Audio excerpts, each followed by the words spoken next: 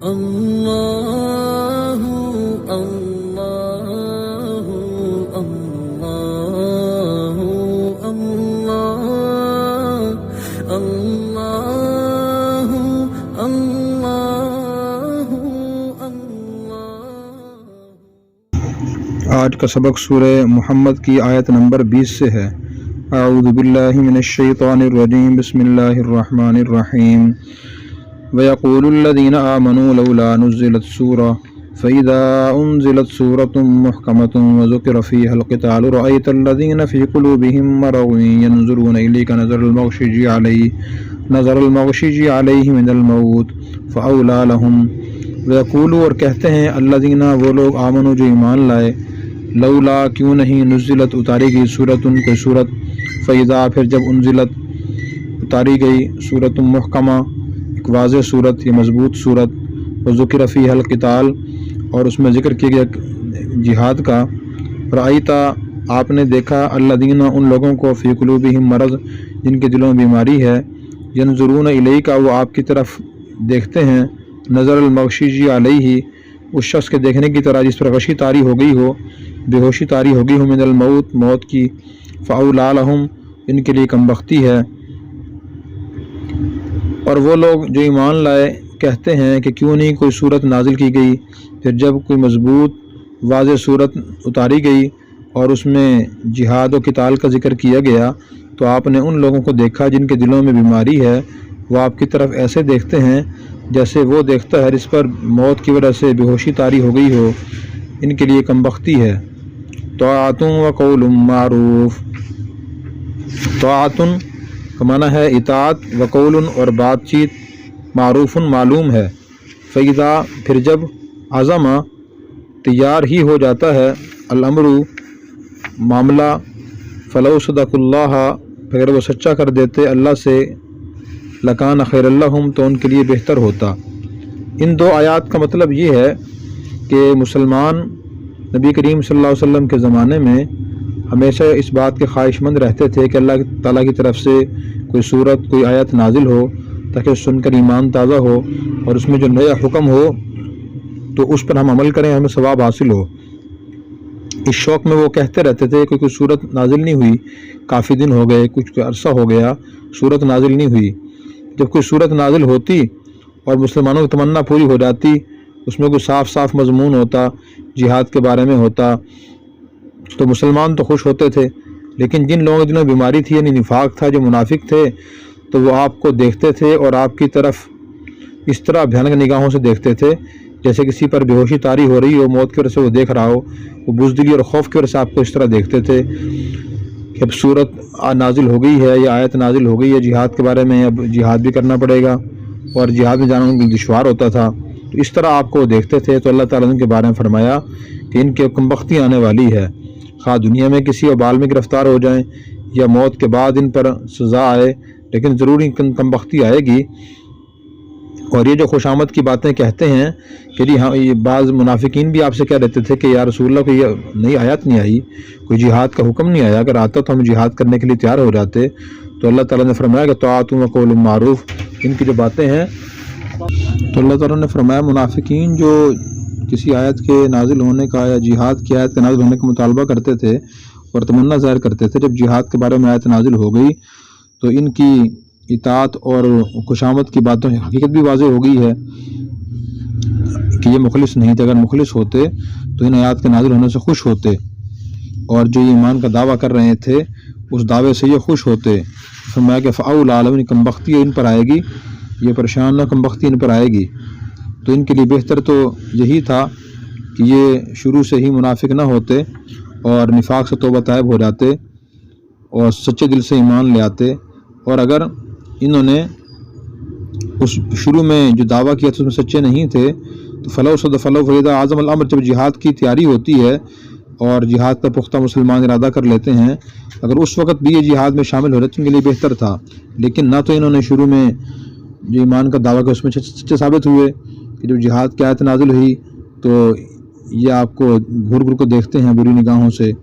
اور جب پھر مسلمان جائیں جہاد کے لیے، وہ تو شریک نہیں ہوتے، اور یہ طرح طرح کے بہانے پیش کرتے تھے، جیسے آگے سورۃ توبہ کے اندر آئے گا کہ کہتا کہ یا رسول اللہ ان بیوتنا عورہ، ہمارے گھر اکیلے اور خالی پڑے ہیں، عورتیں ہی عورتیں، کوئی مرد نہیں ہیں، کوئی بڑا آدمی نہیں ہے جو گھر میں ہونا چاہیے حفاظت کے لیے، ہمیں اجازت دے دیجیے کہ ہم جہاد میں نہیں جا سکتے۔ اسی طرح جھوٹے عذر بیان کر کے یہ آپ سے چھٹی لے کے چل جاتے تھے۔ تو اللہ نے فرمایا کہ اطاعت ہمیں معلوم ہے۔ اس میں سبق ہے ہمارے لیے کہ جو مسلمان ایمان کا دعویٰ کرتا ہے اور ایمان اور اخلاص کا دعویٰ کرتا ہے،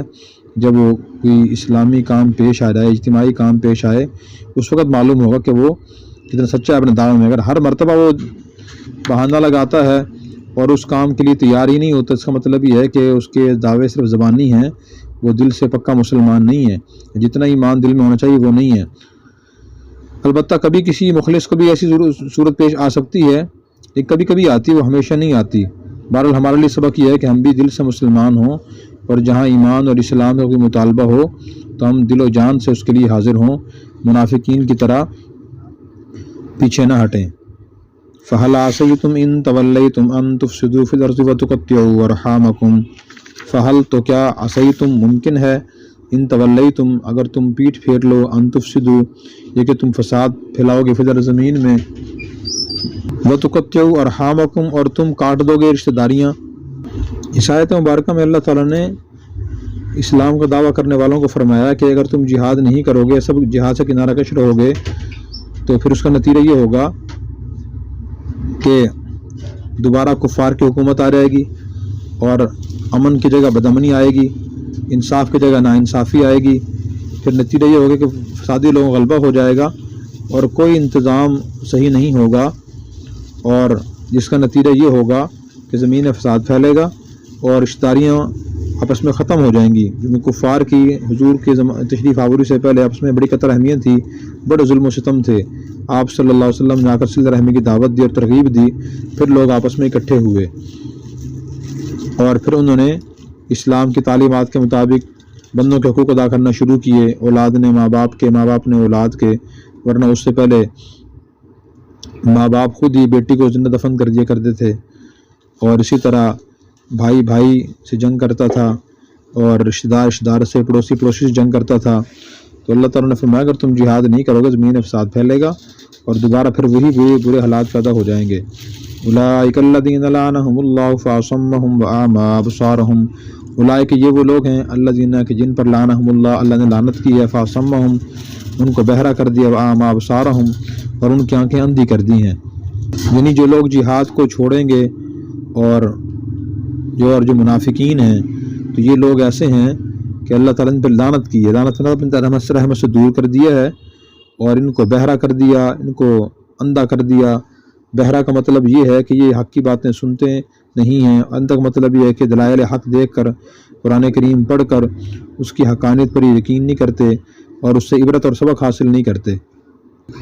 اور اس آیت میں بھی ہمارے لیے سبق ہے کہ جو شخص دین اسلام کی تعلیمات کو سنتا ہے لیکن عمل نہیں کرتا، سمجھتا نہیں ہے، یا اسی طرح دینی چیزوں کو دیکھتا ہے، احکام الہیہ کو پڑھتا ہے، آنکھوں سے دیکھتا ہے، مطالعہ کرتا ہے، لیکن عمل نہیں کرتا، تو اس پر بھی آیت صادق آتی ہے کہ وہ اللہ کی رحمت سے دور ہوگا۔ اور اللہ تعالیٰ یہ فرما رہے ہیں کہ باوجود سننے کے یہ بہرے ہیں، اور دیکھنے کے باوجود یہ اندھے ہیں۔ اس لیے ہمیں حقیقی بینا اور حقیقی سننے والا ہونا چاہیے۔ افلا یتدبرون القرآن ام علی قلوب اقفالها، افلا تو کیا لا یتدبرون یہ نہیں غور و فکر کرتے، قرآن میں، ام علی قلوب یا دلوں پر اقفالها تالے لگے ہوئے ہیں۔ تو کیا یہ لوگ قرآن کریم میں غور و فکر نہیں کرتے، ان کے دلوں پر تالے لگے ہوئے ہیں؟ تو اللہ تعالیٰ نے شاید میں ڈانٹا ہے کہ یہ لوگ قرآن کریم کے مضامین سن کر اس میں غور و فکر نہیں کرتے، اس لیے ان کو بات سمجھ نہیں آتی، ان کے دلوں پر تالے لگے ہوئے ہیں، جس کی وجہ سے یہ قرآن کریم میں غور و فکر نہیں کرتے، اس کی باتوں سے سبق حاصل نہیں کرتے۔ تو اس آیت مبارکہ میں اللہ تعالیٰ نے غور و فکر نہ کرنے والوں کو ڈانٹا ہے، اور اس سے معلوم ہوا قرآن کریم کے ایک حق مسلمانوں کے ذمہ یہ بھی ہے کہ اس کی آیات میں غور و فکر کریں، اس کے مضامین کو سمجھیں، اس کے احکام کو سمجھیں، اور جو واقعات بیان کیے گئے ہیں ان سے عبرت اور سبق حاصل کریں۔ آج مسلمانوں کی اکثریت اس سے محروم ہے۔ اکثر مسلمان تو قرآن کریم کی تلاوت ہی نہیں کرتے، جو تلاوت کرتے ہیں وہ صرف تلاوت تک محدود ہیں، وہ اس میں غور و فکر نہیں کرتے، ترجمہ نہیں سمجھتے، تفسیر نہیں سمجھتے اور اس پر عمل کرنے کی کوشش بھی نہیں کرتے۔ اس لیے تدبر قرآن خود مستقل ایک عظیم نیکی ہے اور یہ انسان کی ہدایت کا راستہ ہے۔ جب انسان قرآن کو سمجھتا ہے پھر ہی عمل کرنے کی توفیق ہوتی ہے، اگر وہ نہیں سمجھتا تو عمل کی توفیق نہیں ہوتی۔ حضرت عبداللہ ابن عباس رضی اللہ عنہما کا ارشاد ہے کہ میرے لیے تدبر اور غور و فکر کے ساتھ میرے نزدیک سورہ اخلاص کو پڑھنا زیادہ بہتر ہے سورہ بقرہ فر پڑھ لینے سے۔ یعنی اگر سورہ اخلاص وہ سوچ سمجھ کے پڑھ لیں فرما رہے ہیں تو فرماتے ہیں میرے نزدیک یہ بہتر، زیادہ بہتر ہے بنسبت اس کے آدمی سورہ بقرہ پڑھ جائے جس کے 40 رکوع ہیں اور وہ 2.5 سپاروں کے قریب پھیلی ہوئی ہے، تو جو اس کو پڑھ لے لیکن سمجھے نہ تو اس سے بہتر ہے کہ آدمی کم پڑھ لے اور سمجھ لے۔ اس لیے ہر مسلمان کی معمولی ہونا چاہیے کہ روزانہ قرآن کریم کم از کم 1-2 آیات ہی ترجمہ تفسیر کے ساتھ پڑھ لے اور ان پہ غور کر لے۔ اگر یہ کام شروع ہو جائے تو پھر مسلمان کو قرآن سے رہنمائی ملنا اور ہدایت ملنا شروع ہو جاتی ہے۔ اگر انسان غور و فکر نہ کرے، نہ سمجھے، تو اس کی مثال ایسی ہی ہے جیسے کوئی شخص کسی اچھے ڈاکٹر کے پاس جائے اور اپنی بیماری کا نسخہ لکھوا کر لائے اور نسخہ لے کر اسے دن رات صبح شام پڑھتا رہے، اونچی آواز سے پڑھتا رہے، لیکن اس پہ عمل نہ کرے، یہ نہ سوچے کہ اس میں کیا لکھا ہوا ہے اور میں نے کن چیزوں سے پرہیز کرنا ہے، کون سی دوائی استعمال کرنی ہے، ظاہر اگر وہ ایسے کرتا رہے گا اسے شفا حاصل نہیں ہوگی۔ یہی مثال اس مسلمان کے جو تلاوت تو کرتا ہے اس ثواب تو مل جائے گا، لیکن وہ سمجھتا نہیں، عمل نہیں کرتا، تو سمجھتا نہیں عمل بھی نہیں کرے گا۔ تو اس لیے ہمیں صرف اس بات پہ خوش نہیں ہونا چاہیے کہ ہمارے پاس اللہ تعالیٰ کی کتاب ہے اور عظیم الشان کتاب ہے، بلکہ اس کو سمجھنا بھی چاہیے اور عمل بھی کرنا چاہیے۔ یہی اس کے نزول کا مقصد ہے۔ قرآن کریم کی سورہ بقرہ میں اللہ نے فرمایا ھدی للناس، قرآن کریم لوگوں کی رہنمائی کے لیے بھیجا گیا ہے۔ ھدی للناس، رہنمائی کے لیے کہ مسلمان راستہ پوچھیں اس سے کہ ہمارے عقائد کیسے ہوں، ہمارے اخلاق کیسے ہوں، ہمارے معاملات کیسے ہوں، ہماری معاشرت کیسی ہو اور ہماری عبادات کیسی ہوں، باہمی تعلقات ہمارے کیسے ہوں، یہ قرآن سے پوچھنے کی ضرورت ہے۔ ان الذين ارتدوا على ادبارهم من بعد ما تبين لهم الهدى الشيطان سول لهم واملى لهم، ان بے شک الذين جو لوگ ارتدوا واپس چلے گئے على ادبارهم اپنے پیٹھوں کے بل، من بعد ما تبین اس کے بعد کہ واضح ہو گئی تھی، لہم ان کے سامنے الہدا ہدایت، الشیطان شیطان نے سول لہم ان کو دھوکہ دیا، واملا لہم ان کو امیدیں دلائی ہیں۔ تو اللہ تعالیٰ نے فرمایا کہ جو لوگ اسلام قبول کرنے کے بعد واپس چلے گئے، مرتد ہو گئے، واپس چلے گئے، حالانکہ ہدایت کا سارا راستہ واضح بھی ہو گیا تھا، انہوں نے اللہ کو دیکھا، اللہ کے نبی کو دیکھا ہے، قرآن کریم پڑھا ہے، مسلمانوں کو دیکھا ہے، کامیابیاں دیکھی ہیں، پھر بھی واپس چلے گئے، تو شیطان نے ان کو دھوکہ دیا ہے، ان کو امیدیں دلائی ہیں۔ کیا امیدیں دلائی؟ یہ امیدیں دلائی ہیں اگر تم مسلمان رہے تو فلاں فلاں فوائد سے محروم ہو جاؤ گے، لوگ تمہیں برا سمجھیں گے، تمہارا خاندان تمہیں اچھا نہیں سمجھے گا۔ اکثر لوگ تو دین اسلام پر عمل نہیں کر رہے، اسے قبول نہیں کر رہے، یا تمہیں فلاں نقصان ہو جائے گا۔ شیطان نے یہ ان کو دھوکہ دیا ہے اور امید یہ دلائی ہے کہ اسلام چھوڑنے میں ہی تمہارا فائدہ ہے اور کوئی نقصان نہیں ہوگا۔ تو آج بھی یہ ایسی امیدیں شیطان دلوں میں لوگوں کے ڈالتا ہے، جو مسلمان کسی ایسے حکم پر عمل کرنا چاہے، دین کے ایسے حکم پر جو اس کے عمل میں نہ ہو، تو اس وقت یہی شیطان ان کو دھوکہ ڈالتا ہے، ابھی تو تم جوان ہو اور ابھی کہاں عمل کرنا شروع کر دیجیے، بوڑھے ہو جاؤ گے پھر عمل کر لینا، کچھ عرصے کے بعد عمل کر لینا، ابھی نماز شروع نہ کرو، کچھ عرصے کے بعد شروع کر دینا، کہ تم نے فلاں فرض کام کیا، واجب کام کیا، یہ فلاں حرام کام چھوڑ دیا، تو لوگ اس کو بہت مایوب برا سمجھیں گے۔ تو آج شیطان یہ امیدیں دلاتا ہے اور اس کی وجہ سے بہت سے مسلمان بھی بہت سے نیک کام چھوڑ دیتے ہیں۔ اللہ ہماری حفاظت فرمائے۔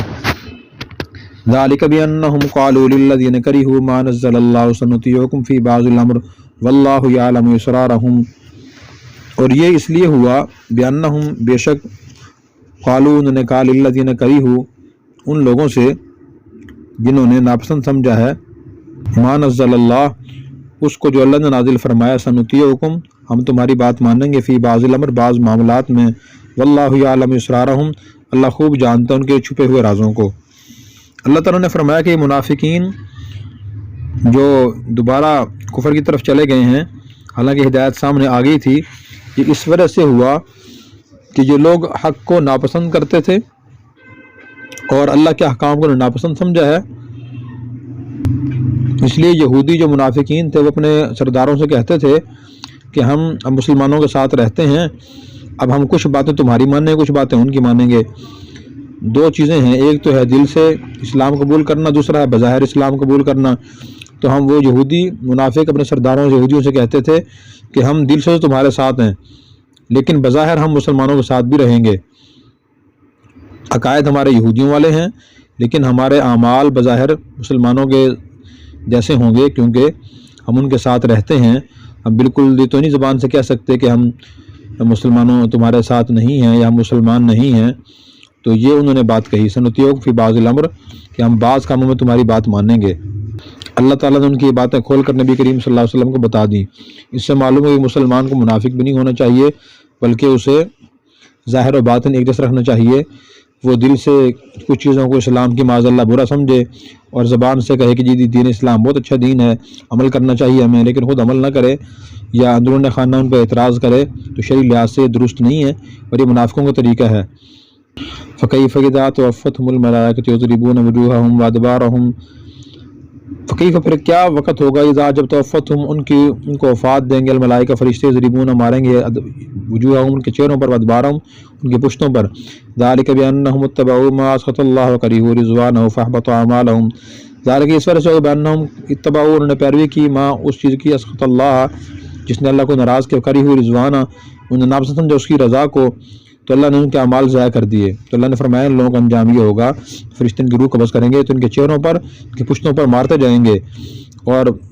اس لیے مار پڑے گی کہ انہوں نے اللہ کی ناراضگی والے کام کیے تھے، کفر کیا تھا، نفاق اختیار کیا تھا اور اسی طرح اللہ تعالیٰ کے احکام کا مذاق اڑایا تھا۔ اللہ تبارک و تعالیٰ ہمیں ان منافقانہ خصلتوں سے بچنے کی توفیق عطا فرمائے۔ اور اگر آپ نے ابھی تک ہمارا چینل سبسکرائب نہیں کیا تو فوراً سبسکرائب کیجئے، ساتھ ہی بیل آئیکن پر کلک کریں تاکہ مزید آنے والی ویڈیو ہیں وہ آپ کو وقت پر ملتی رہیں۔ اللہ حافظ۔